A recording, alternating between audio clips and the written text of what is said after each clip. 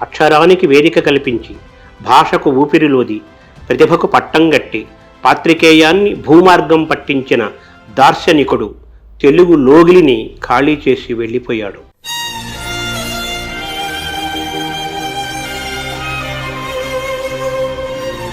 అతడు రామోజీరావు అని పిలుచుకునే చెరుకూరి రామయ్య.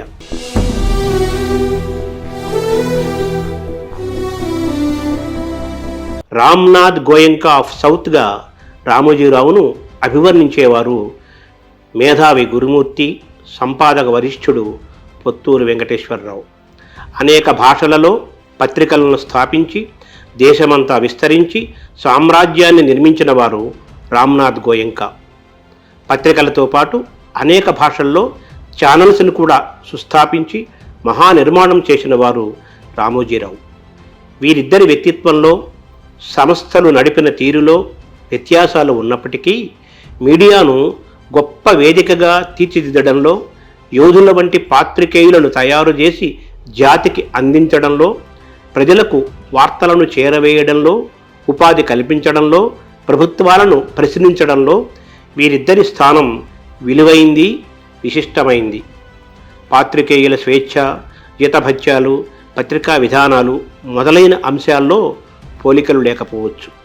స్వాతంత్ర్య ఉద్యమ కాలం తరువాత వెలసిన పత్రికా ప్రపంచంలో వీరిద్దరూ చిరస్మరణీయులన్నది పొత్తూరి, గురుమూర్తి భావన. భౌతికంగా ఈ లోకాన్ని వీడి కనిపించని తీరాలకు తరలివెళ్లిన రామోజీరావు వల్ల జరిగిన మేళ్లను తలుచుకోవడానికి ఇదే సందర్భం. క్రమశిక్షణ, కృషి, పట్టుదల, దార్శనికత వంటివి రామోజీ విషయంలో పడికట్టు పదాలు కావు. ఇవన్నీ మడికట్టుకొని ఆయన ఆచరించారు. తాను ఆచరించడమే కాదు, తన బృందంతోనూ ఆచరింపజేశారు. తెలుగు పత్రిక రీతిని మార్చారు, ఖ్యాతిని పెంచారు, అక్షరాలను అందరికీ పంచారు, పల్లె వార్తలను ప్రపంచానికి చేర్చారు, ప్రపంచాన్ని పల్లెకు పరిచయం చేశారు. పత్రికా భాషలో సంస్కరణలు తెచ్చారు, సామాన్యుడికి సమాచారం, జ్ఞానం కానుకలుగా ఇచ్చారు. వాడకొక పాత్రికేయుడిని తయారు చేశారు. కలం వీరుల కార్ఖానాను నిర్మించారు.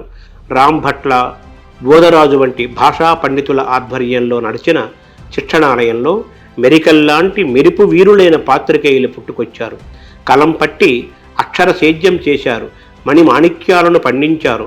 ఉషోదయానే తెలుగు వాకిళ్లలో జ్ఞాన ఉషోదయం జరిగేది. ఎందరిలోనో పొద్దున్నే చదివే అలవాటు మొదలైంది. మెదడు పదునైంది. పోటీ పరీక్షలకు వెళ్ళే ఎంతోమందికి జ్ఞాన భిక్ష జరిగింది. సమాచార చైతన్యం పెరిగింది. కేవలం వార్తలే కాక అనేక విషయాలపై విశేష పరిజ్ఞానం పెరగడానికి వేదికగా ఈనాడు నిలిచింది. ఈనాడు పుట్టి ఈ ఆగస్టుకు 50 ఏళ్లు పూర్తి కానుంది. ఈ స్థాపనకు విశాఖ సాగర తీరాన్ని ఎంచుకోవడమే సాహసమైతే, సూర్యుడి కంటే ముందు ఈనాడును చూపించాలనుకోవడం, చదివించాలనుకోవడం ఆనాటి కాలానికి మరీ సాహసం. కేవలం విశాఖపట్నం, విజయవాడ, హైదరాబాద్ వంటి నగరాలు, పట్టణాలే కాదు, పల్లెకు కూడా తెల్లారక ముందే పత్రికను చేర్చాలనే తలంపు రావడం, తలచిన దానిని సాధించి చూపడం అసాధారణం. అది ఆయనకే సాధ్యం. ఈ పత్రికలో ఎన్నో ప్రయోగాలు చేశారు. అవన్నీ చెప్పాలంటే చాలా నిడివి కావాలి. ఈ పత్రికల్లో ఎందరో మహనీయులు పనిచేశారు, అద్భుతమైన సేవలు అందించారు. ఆ జాబితా చాలా పెద్దది. ఈ పత్రికలో ఎన్ని ప్రయోగాలు జరిగాయో, ఈ పత్రిక ద్వారా అన్ని ప్రయోజనాలు కలిగాయి. ప్రజల భాషలోనే ప్రజలకు సమాచారం చేరింది, విజ్ఞానం అందింది. దివిసీమ తుఫాను మొదలు ప్రకృతి వైపరీత్యం జరిగిన ప్రతిసారి ఈనాడు బాధిత పీడిత పక్షం నిలిచింది. ఆ ఆర్తనాదాలను, అవసరాలను లోకానికి చాటి చెప్పింది. కొంగు చాచి సాయాన్ని అర్థించింది, ఆర్జన కావించింది, బాధితులకు అందించింది, కన్నీళ్లు తుడిచింది, కష్టంలో నిలబడింది. రామోజీ స్థాపించిన పత్రిక ద్వారా జరిగిన మేళ్లల్లో ఇది ఒక విశేషమైంది. భాషలకు పత్రికలు చేసిన సేవ చాలా గొప్పది. సాహిత్యానికి చేసిన సేవ అంతే గొప్పది. భాషను బతికించడంలో, వెలిగించడంలో విశేష కృషి ఈ పత్రికల ద్వారా జరిగింది. అందులో రామోజీ స్థాపించిన ఈనాడు, విపుల, చతుర, తెలుగు వెలుగు, సితార, అన్నదాత ద్వారా జరిగిన వేళ్ళు అవే, అటువంటివే. తెలుగు మృత భాషగా మారనుందా అనే మాట వినిపించినప్పుడల్లా రామోజీరావు కదిలిపోయేవారు, హడలిపోయేవారు. తెలుగును వెలిగించడంలో నేను సైతం అంటూ పత్రికాముఖంగా వెలుగుజాడగా నిలిచి చూపించారు రామోజీ. ఇంగ్లీష్ మాటల ప్రవాహం పెరుగుతోందని గుర్తించి అనువాదాల రూపంలో ఆనకట్ట వేశారు. ఉదాహరణకు వాల్ పోస్టర్ అన్న చోట గోడ పత్రిక అనమన్నారు. కాంట్రాక్టర్ల దగ్గర గుత్తేదారులు వాడని అన్నారు. ఈటీవీ ద్వారాను భాషకు పట్టం కట్టారు. పాడుతా తీయగా వంటి కార్యక్రమం ద్వారా పాటకు పట్టాభిషేకం చేశారు. అన్నదాత ద్వారా రైతన్నకు జరిగిన మేలు సామాన్యమైంది కాదు. రైతాంగానికి వ్యవసాయానికి సంబంధించిన అంశాల్లో అందిన అక్షర సాయమే అన్నదాత. రామోజీరావు వల్ల తెలుగు భాషకు జరిగిన మేళ్లను గుర్తుంచుకొని తీరాలి. సామాన్యుడికి సమాచారం చేరాలి. దానికి సామాన్యమైన భాష మాత్రమే వాడాలన్నది సంకల్పం. ఈ దిశగా ఈనాడు ద్వారా పెద్ద కృషి జరిగింది. భాషా శాస్త్రవేత్త డాక్టర్ బోదరాజు రాధాకృష్ణను ఈ యజ్ఞం కోసం ఎంచుకున్నారు. బోదరాజు కృషితో ఈనాడు భాషా స్వరూపం రూపుదిద్దుకుంది.